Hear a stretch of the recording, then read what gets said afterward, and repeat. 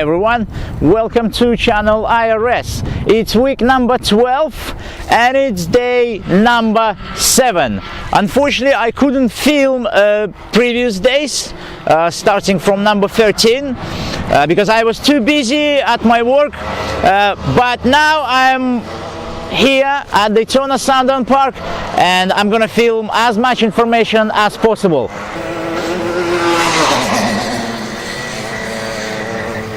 Risk.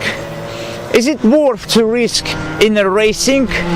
Do you have to do that? Is it reasonable? Well, first of all, let me remind you, if you do racing driving, that means you like risk. That's why you're here. You like that feeling of something fast, something dangerous. I can tell you 100% that in a racing, risk, it's worth it. And when I'm saying risk, I mean you calculating your entry speed before the corner, you calculating your speed in a corner, and of course you calculating your exit out of the corner. So that's why we do racing, because we like to calculate these risks.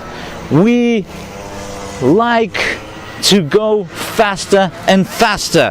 Of course, we risk every moment when we out on a circuit, and even when we're not out on a circuit, we still risk. You know, one racing driver, Niki Lauda, he said, I can accept 20% of a risk, but not more than that. And you know, in Germany at Nürburgring, he went to race when it was more than 50% of risk, and that day he was fighting for his life on the circuit, and after his heavy accident. And even after that accident, after being few months in a hospital, he went out in a Formula 1 car, and not in the best conditions, I mean weather conditions. And that proved me that we racing drivers, we love risk.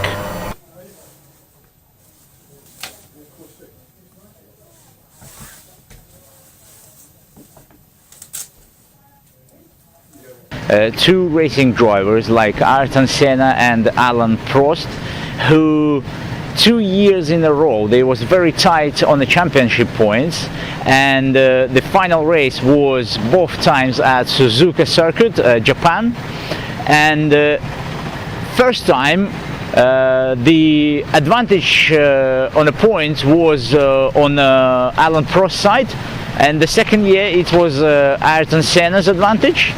And 2 years in a row they smashed into each other. The first year Alain Prost cut Ayrton Senna's overtaking line, and I think that was wrong decision.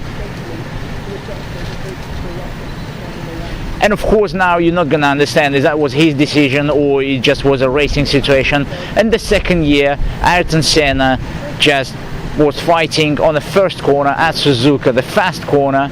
After start-finish lights, he was fighting for the first position with Alain Prost, and Alain Prost again didn't give him away. Ayrton Senna didn't want to let him go in front, and another collision. So both drivers 2 years in a row was risking their lives for championship points. So guys, I wouldn't risk like those drivers who I mentioned it, but again and again I disagree with the person who's saying that he do racing and he don't like risk, because racing, it's all about risk, adrenaline, being faster, danger. This is all what you like. This is all what you like. You okay? Yeah, You okay to be with me on the video? yeah. So I have today some D-Max racers. This is Boyd Wayne. He's he done last year he done first D-Max season, and he showed very good results. Thank you. Especially here at Sandown. I had better results. He's quicker than me, so today we might see him doing 45. So yeah, about circuit conditions, what we have today: dry, wet. It's a bit of mixed conditions, to be honest. The track is, I would say, 95% dry. I've seen a few damp patches. I won't say completely wet, but it's the way the track looks. It looks like we can set competitive lap times today.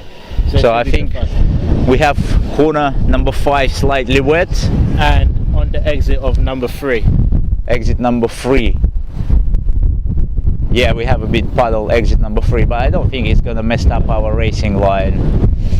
Okay guys, so racing circuit conditions today, somewhere 95% dry and 5% wet, and plus it's very cold, and Boyd, he's feeling like it's minus 20.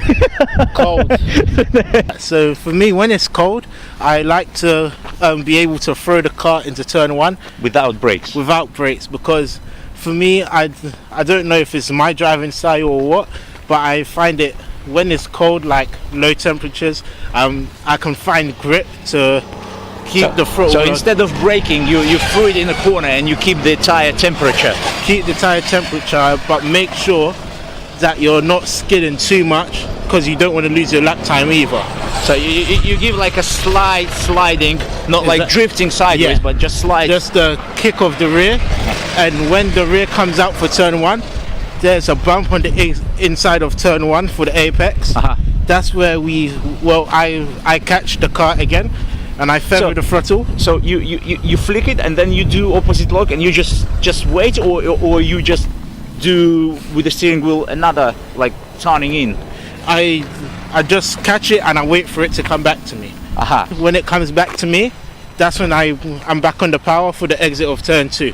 Okay. I mean, exit of turn 1 coming to entry of turn 2, sorry.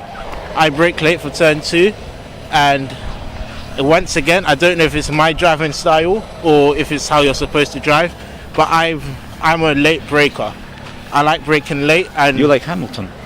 He's late braker as well. He's a late braker. Yeah. But I don't look up. That's of course, you're much better. I'm much better. I don't look up.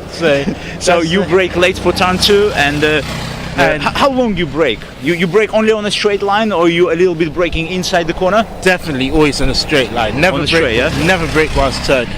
Never ever. So that when you're turning in, the car's easier to control, and you can feel exactly what's going on underneath you. For cold condition, I would say a late apex, but normally I'll hit the apex in the middle of the corner, and I'll let it come out a bit, and I'll be back on the throttle. So once I hit the apex, I let the car run wide a bit. So not too much. Not too much, just till you can see a little bit of the track like this, and I'll be back on the throttle, and I'll coast it round to the next corner. Then you stay on the right hand side, and this way you prepared for corner 3. Definitely. And corner 3, I found that I'm braking sometimes too much. I'm braking like, you know, maybe 3 meters, maybe 3.5 meters, you know, something like this. Well, corner 3, me too. I'm not perfect, but I can, every time I go there, I can see, oh, maybe I can do this, maybe I can do that. So me personally, what I do is I wait for, because it's a downhill corner, there's an elevation change, I wait for it to, the nose to dip down, so that I can brake and turn. So you stamp on the brakes and you turn it in, so then the car will be automatically faced to the exit of turn 3, where you can just hammer it down. How you deal with that kink before the corner number 4. The kink, With that left kink, you know, before the corner number 4. again, I'm not perfect at that corner. Are you aggressive or are you smooth? Like, look, when I'm driving in that left kink, I do with my steering wheel like that. No. No? Me, in qualifying, I'm a smooth driver, but when it comes to the race, aggressive. So for qualifying, you want to be smooth, keep the car controlled where you want it, so you can get that lap time that you want. But in the race, I make sure I'm still consistent, but I'm not as smooth as I am in qualifying. So you pass the kink, And then there's a little bit of a straight bit. yeah, That's where you do your braking. where's the tarmac changes. Yes. Yeah. So there's the kink, and then now it goes straight for a very little bit. Yeah. That's where you do your braking, control the car, turn it in, let the car respond that it's ready to go, then you accelerate. Turn 4 apex. Yeah, turn 4 apex. Well, it all depends on where you turn in. For me, I hit the late apex, but I've seen others hit the middle of it and still have nearly the same drive or even a better drive than me. So I'm still not perfect at that corner, but for me and my driving style, I hit the late apex, and from the late apex I'm flat out to turn 5, come off the throttle, feather the throttle, and then I'm back on for the exit of turn 5, hammer it down to turn 6, brake in a straight line once again, late braking for me, turning, I won't say it was not a late apex, but it's not the middle apex. I would say I've created my own apex for that corner, and it's right in between the late and middle apex. And I take late apex, and my exit is in the middle, in the middle of the road between the turn 6 and 7. Yeah. You exiting in the middle as well, or more to the right, or more to the left? Again, I would say I'm more to the middle. Middle. So yeah, because I found this way it's easier to go through turn number 7. Okay, but for me, if I'm going to criticize myself, I would say 6, 7, and 8 are probably my weakest points around this track. Me too. Me too. I'll be honest with you. I think because this is the last 3 corners, and it's like a complex corners, because they all depend on each other. If you messed up corner number 6, so you messed up 7 and 8 automatically. Yeah. Lots of drivers, they just mentally they are disappointed, and they're making automatically mistakes in that next corners. For me, 6, 7, and 8, I won't say I'm atrocious there. I'm okay, but normally, because my dad normally watches my driving, that's majority where he says again 6, 7, and 8, 6, 7, and 8, 6, 7, and 8, 6, 7, and 8, 6, 7, and 8. This 6, 7, 8. So let's move to the racing line of corner number 7. So you off the throttle or you go full throttle for number 7. Number 7. That after 6, left-hander number 7. Again, it will depend on where I am on the track. If you're more to the right, you can be on the throttle. If you're in the middle, I'll say a little left and back on. So, well, and number 8, keep to the left. Yeah. Turn in for the middle apex. What about braking? Hard, soft, gentle, long, short, light, and short. When I'm here, I watch how the better people do it, because that's the way you're going to learn how the better people do it. So, like Max O'Shaughnessy, the D-Max champion. He's good. He's very good. Yeah. I'm going to beat him. Dante is good here as well. Dante is good, but I think he knows this circuit like his 5 fingers. I've never seen Dante around this track. That's the only thing. So I know he's good. He works here, so he must be good. He's a good driver in general. But I've seen Max when we done testing here for championship, and I followed him, and he every corner you get, he's taking the curb. You're right. Oh, yeah. I did right. Good, thank you. Every corner he saw, he was curbing. even at the last round, Milton Keynes, I was talking with Dante. How can I improve? Where am I weak? Even though that was at Milton Keynes, he told me that everywhere you see, curb. They may warn you for it, curb. So yeah. Well, but we have a rule, no curbing. Still curb.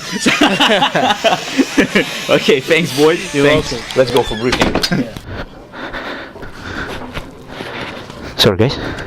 First with your left leg onto the brake pedal. Remember, BSL, brake, stop, left. Now I'm comfortable in this car, my knees are bent slightly, my hands fall easily to the 1/4 to 3 position, and I'm ready to go. If you're not fully comfortable, do ask a member of staff to help you. They can adjust the pedals, or they can give you a seat packer to lift you up and move you forward. Remember, it's 2 miles an hour down the pit lane. Yes, 2 miles an hour. Fairly faster than standing still. Same for everybody. And just like in Formula 1, you get penalised if you speed. Oh, okay. There's just no point. Approaching the end of the pit lane, my helmet is secure, my gloves are on, the visor's down, my overalls are done up. We're on to the racetrack. Having a good look. Making sure we're not going to interrupt. I used to, but I came to karting. It must be after the last time you've been trying all day. You'll only burn out the clutch. You should only ever be pressing one pedal at a time. Remembering the tyres could be quite cold. Now the bandit ahead's been looking. Here we go, guys. We finished briefing, and now we're going for D-Max sprint race, which is a 10-minute practice session and 20 minutes race. So let's see what lap time we can do today. Weather conditions looks very nice, 95 dry, wet, 5% wet. Yeah. So let's go on the truck.